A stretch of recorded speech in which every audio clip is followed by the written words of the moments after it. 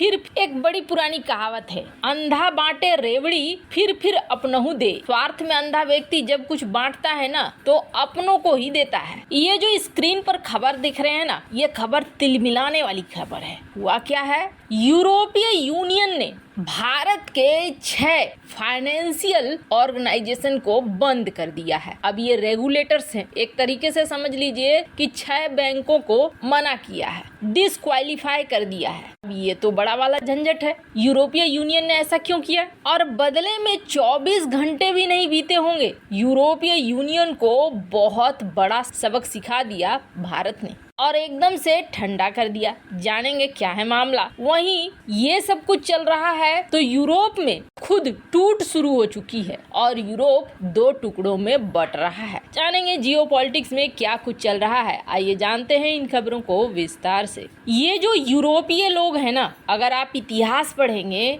तो इतिहास में सबसे ज्यादा पैसे वाले आपको ये यूरोपीय देश ही मिलेंगे। फ्रांस, जर्मनी, इनका उदय जो है ना काफी पहले हो चुका था और काफी सारा माल ये बना चुके थे। पुराने समय में जब इन्होंने माल पूरा बना लिया तो व्यापार के उद्देश्य से दूसरे देशों की खोज करनी शुरू कर दी और इस खोज के चक्कर में ये एक जगह से दूसरे जगह पहुंचते गए। तब उन्होंने सुना था भारत नाम का कोई एक देश है जहाँ बहुत ज्यादा अमीरियत है और लोग बहुत सीधे साधे हैं। इस भारत देश की खोज शुरू होगी। भारत देश की खोज के चक्कर में ये यूरोपीय पहुंच गए अमेरिका। अमेरिका का अपना कोई नेटिव वहां का रहने वाला नहीं है। धीरे धीरे इन्हीं यूरोपीय देशों में से व्यापारी वगैरह जाते चले गए और वहां पर अमेरिका में इन्होंने घर बसा लिया और अमेरिका का एक तरीके से निर्माण हो गया। अब हुआ क्या, यूरोपीय देशों में जैसे जैसे पैसा आने लगा ना, वैसे वैसे आपस में लड़ाइयाँ भी बढ़ गई, काइयापन भी बढ़ गया और धीरे धीरे माहौल खराब सा होता चला गया। वो रौनक, वो अमीरी, वो सब कुछ धीरे धीरे खत्म होने लगी, सिमटने लगा। फ्रांस का उपनिवेश खत्म होने लगा,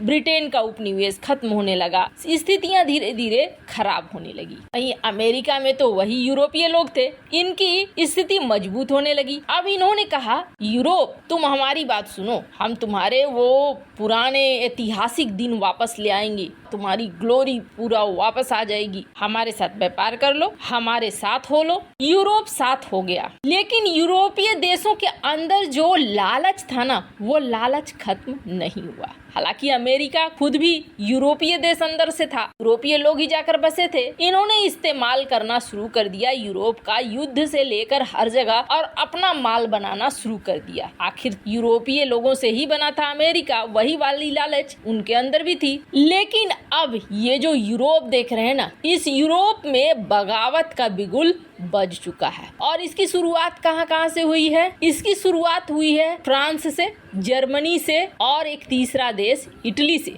जहाँ तक बात करें जर्मनी की ना, जर्मनी और फ्रांस की कभी नहीं बनी है, क्योंकि जर्मनी शुरू से काफी चालूपंथी दिखाता आया है। जर्मनी की वजह से यूरोपीय यूनियन के देश भी एक नहीं हो पाते हैं। अब इसमें जहाँ फ्रांस ने बगावत कर दी, जर्मनी ने बगावत कर दी, तो अब इटली ने जबरदस्त बगावत की है। इटली में नई सरकार बनी है मेलोनी की, और मेलोनी ने भरी संसद में ये कह दिया कि आप अगर सोचते हैं कि मैं यूरोपीय यूनियन बंसी बजाएगा और मैं उस पर नाचूंगी, मैं एक चीयर लीडर बनकर उनकी हर बात मानूंगी, तो ऐसा कभी भी नहीं होगा। स्क्रीन पर आप देख सकते हैं, बाकायदा इसी तरह के वर्ड उन्होंने इस्तेमाल किए। अब इन्होंने कहा कि जर्मनी जिस तरीके का एटीट्यूड दिखा रहा है, क्या ये जो एटीट्यूड है, क्या ये यूरोपियन देश होने पर शोभा दे रहा है? जर्मनी ने एनर्जी क्राइसिस को बिल्कुल भी सही ढंग से हैंडल नहीं किया। अब यहाँ पर आ जाता है मेन पॉइंट ये है कि यूरोपीय यूनियन में इस वक्त एनर्जी एक सबसे बड़ी समस्या बनी हुई है और यूरोप में धीरे धीरे ये समस्या बड़ी होती हुई दिख रही है। अब जर्मनी है, फ्रांस है, कई ऐसे देश हैं जो अपने अपने भंडार को तो भर कर रखे हुए हैं, लेकिन बहुत सारे ऐसे देश अभी भी हैं जिन्होंने अपने भंडार को भर कर नहीं रखा है। अब ऐसे में ये देश परेशान हो रहे हैं और ये उम्मीद कर रहे हैं कि यूरोपीय यूनियन के बाकी देश मदद करें, पर ऐसा होता हुआ दिख नहीं रहा है। अब इटली ने कहा कि भैया हम तुम्हारे साथ नहीं चल सकते हैं और न ही हम रूस के ऊपर कोई प्रतिबंध लगाएंगे और न ही हम मानेंगे कि रूस ने ये इन्वेजन किया है। ये बहुत बड़ा कदम उठा लिया है मेलोनी ने, जो कि अब प्रो रसिया हो रही है, न कि प्रो यूएसए। और आपको बता दें, मेलोनी ने आते ही ना दनादन ऐसे कदम उठाने शुरू कर दिए हैं जो उसके एनर्जी सेक्टर की सबसे बड़ी जरूरत बने। जैसे कि आप स्क्रीन पर देख सकते हैं, इटली का एनएल पावर प्लांट, इसने तुरंत इजरायली एनर्जी सॉल्यूशन से टाई अप कर लिया है ताकि एनर्जी के संकट को दूर किया जा सके। पर यूरोप की ये चालाकी ना भारत के ऊपर भी चली, पर भारत ने मात्र 24 घंटे में सारी हेकड़ी गुम कर दी और एकदम से ठंडा कर दिया। पहले यूरोपीय यूनियन ने वार्निंग दिया भारत को कि हम आपके 6 फाइनेंशियल रेगुलेटर को बंद कर देंगे, यानी एक तरीके से समझिए कि 6 बैंक को ये बंद कर देंगे। अब वो बैंक करते क्या हैं? वो बैंक यूरोप को यहाँ व्यापार करने में मदद करते हैं और ऐसा वार्निंग देने के बाद उन्होंने बंद भी कर दिया और ट्रेड सेटलमेंट के लिए एक टाइमलाइन दे दिया कि ये जो 6 भारतीय बैंक हैं ये हमारे साथ कोऑपरेशन नहीं कर रहे हैं, सहयोग नहीं कर रहे हैं, इसलिए हम इन्हें बंद कर रहे हैं। हालांकि इसके बीच में समय दिया गया है कि इस समय के अंदर तक सारे मामले